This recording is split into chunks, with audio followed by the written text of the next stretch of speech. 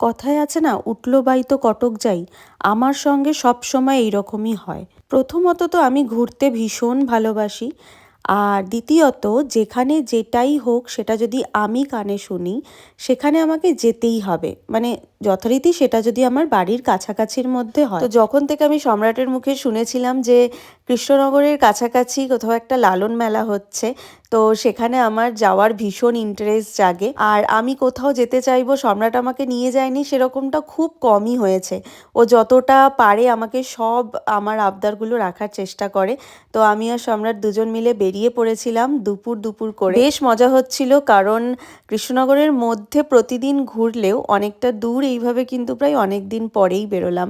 এই যে বলতে বলতেই চলে এসেছি লালন মেলায়। আর তখন যেহেতু অনেকটাই দুপুর ছিল, তাই সম্রাট বলল হাতে যখন সময় আছে, সামনেই একদম শিবনিবাস, চলো তোমাকে ঘুরিয়ে আনি।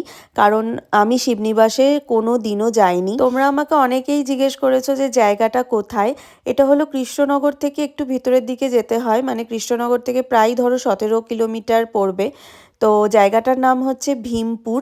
এখানেই আছে বাবা মহাদেবের এই বিশাল মন্দির। এখানে এসে এত ভালো লাগছিল, কারণ এত লোকে যায়, এত নাম শুনেছি, কিন্তু এখানে আসার পর থেকে আমি কিন্তু কখনোই এই মন্দিরে আসিনি। আর এইদিকে দেখো যে সারা মন্দিরের ওপরে ফোকরে কত টিয়া পাখি রয়েছে। টিয়া পাখিগুলো জাস্ট ওদের পায়ের মধ্যে ভর করে এই ফোকরগুলোতে রয়েছে, আর চারিদিকে উড়ে বেড়াচ্ছিল। তো চলো তোমাদেরকে এবার ভেতরে নিয়ে যাই। দেখতেই পাচ্ছ ওপরে লেখাই আছে এশিয়ার দ্বিতীয় বৃহৎ রাজরাজেশ্বর শিব মন্দির। এটা হলো এশিয়ার মধ্যে দ্বিতীয় বৃহত্তম শিবলিঙ্গ। দেখতেই পাচ্ছ কতটা বড়। সত্যি হয়তো ঠাকুর না চাইলে ঠাকুরের কাছে কখনোই যাওয়া যায় না। এটা হলো ভগবানের একটা মহিমা, এটা আমরা সবাই জানি। এইভাবে যে হঠাৎ করে আমিও এইখানে পৌঁছে যাব, আমিও কিন্তু ভাবতে পারিনি। বাড়ি থেকে ভেবেই এসছিলাম যে মেলা দেখতে আসছি, মেলার জন্যই বেরোচ্ছি, কিন্তু এইভাবে যে মহাদেব টানবে আমি সেটা কখনোই ভাবিনি। আর প্রথমবার মহাদেবের কাছে এসছি, পুজো দেব না তাই কি কখনো হতে পারে?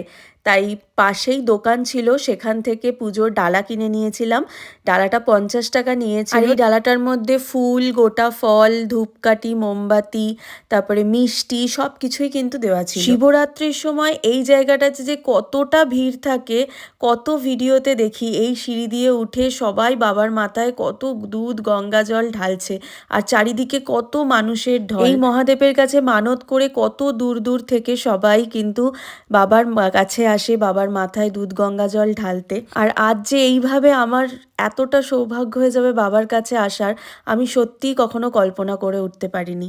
যতগুলো ফুল ছিল খুব সুন্দর করে মহাদেবকে আমি নিজের মনের মতন করে সাজিয়ে দিচ্ছিলাম। সম্রাট যেহেতু দাঁড়িয়ে ছিল, ওকেও বললাম শুধু আমি কেন, তুমিও কিছু ফল ফুল মহাদেবকে অর্পণ করো। মহাদেবের আশীর্বাদ নিয়ে তারপর আমরা সেখান থেকে বেরিয়ে পড়ি আর চলে আসি হচ্ছে এই মেলাতে।